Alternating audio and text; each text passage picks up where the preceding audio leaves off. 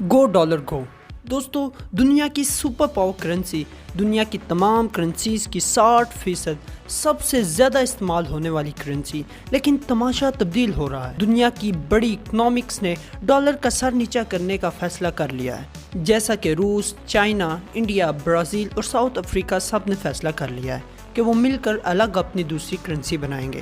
لوگ اب اسے ڈی ڈالرائزیشن کہنا شروع ہو گئے ہیں، اور یہ دنیا میں ہونے والے بڑے فائنینشیل ایشوز میں سے ایک ہے۔ میں آپ کو بتاتا ہوں کہ ہو کیا رہا ہے، لیکن دوستو آگے بڑھنے سے پہلے میری آپ سے گزارش ہے، آپ ریئل نالج چینل کو سبسکرائب کریں اور ساتھ میں بیل آئیکن کو بھی دبائیں تاکہ ہماری جانب سے آنے والی نئی ویڈیو آپ تک پہنچ سکے۔ دوستو 2-4 روز قبل فاکس نیوز پر ٹکر کارلسن کو سنا، بہت پریشان حالت میں فرما رہے تھے کہ مختلف ممالک کی جانب سے ڈالر سے جان چھڑانے کا عمل اتنا تیز اور وسیع ہے کہ پاکستان اور فرانس بھی اس میں شامل ہیں۔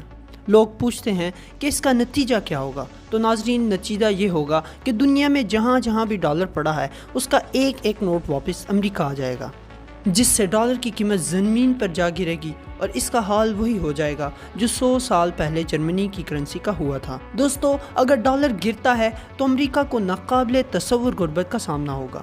12-13 سال قبل ایک ریسرچ کی گئی تھی جس کا موضوع یہ تھا کہ چائنا بہت غیر معمولی مقدار میں سونا کیوں خرید رہا ہے۔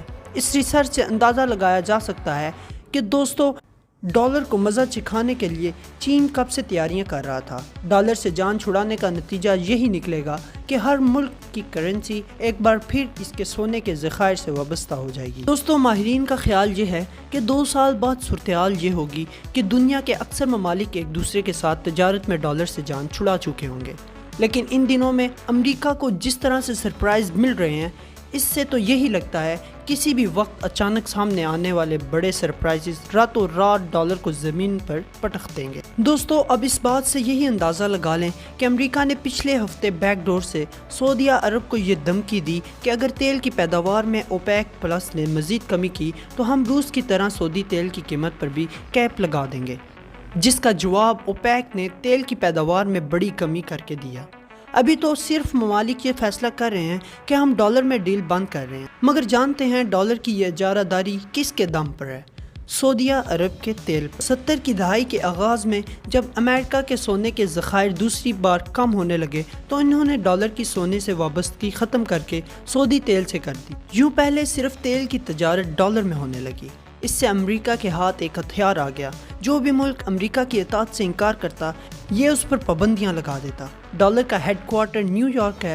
پوری دنیا کے بینکوں میں گردش کرنے والا ڈالر جس سسٹم میں گردش کرتا ہے اسے سوئفٹ کہتے ہیں، جس کا مرکز نیو یارک ہے۔ جب امریکہ کسی ملک پر تجارتی پابندیاں لگاتا ہے تو در حقیقت اسے سوئفٹ سسٹم سے نکال پھینکتا ہے، اس طرح وہ ملک ڈالر میں تجارت نہیں کر پاتا۔ چنانچہ سب نے ڈالر سے جان چھڑانے کی ٹھان لی۔ اب ان تمام پریشان ممالک کی مدد کو روس اور چین آ گئے۔ انہوں نے یہ آفر دی کہ آپ چاہیں تو چائنیز کی کرنسی میں تجارت کر لیں اور چاہیں تو اپنی کرنسی میں کر لیں، اور یوں شروع ہو گیا ڈالر کے زوال کا سفر، جو دن بدن تیز ہوتا چلا جا رہا ہے۔ دوستو آپ کو ایک اہم بات بتاتے چلیں کہ ڈالر اگر اس وقت اپنے قدموں پر کھڑا ہے تو صرف سعودیہ عرب کی وجہ سے، کیونکہ اس نے ابھی تک ڈالر کی رشتہ داری اپنے تیل سے ختم نہیں کی، اور اس لیے نہیں کی کیونکہ اس کا ایسا کرنے سے پوری دنیا کی اکنامک زمین بوس ہو جائے گی۔ لیکن مان لیں کہ اگر امریکہ تکبر میں آ کر سعودیوں سے پنگے بازی کر لے اور کوئی ایسی بیوقوفی کر ڈالے جس سے شاہی خاندان کو خطرہ نظر آئے، تو کیا یہ وہ ٹرمپ کارڈ استعمال نہیں کرے گا؟ سوال یہ کہ امریکہ کو اس صورتحال کی کوئی پریشانی ہے؟ جی بالکل دوستو، لیکن کیا پریشانی ہے؟ آپ سوچ رہے ہوں گے کہ وہ اپنی اکانومی کو لے کر پریشان ہوگا، لیکن ایسا نہیں ہے، بلکہ وہ اس لیے پریشان ہوگا کہ 5 سال بعد صورتحال یہ ہوگی کہ وہ دنیا کے کسی بھی ملک پر پابندیاں نہیں لگا سکیں گے۔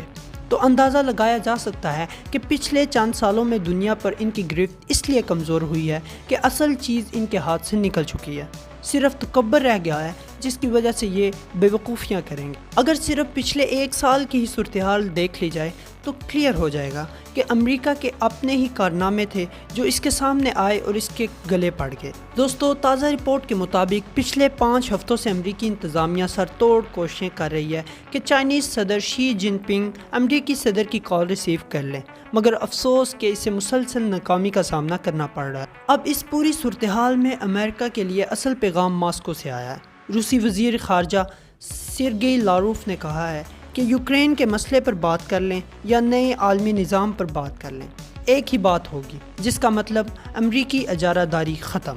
دوستو، آپ ذرا چین اور روس کی حکمت عملی دیکھیں۔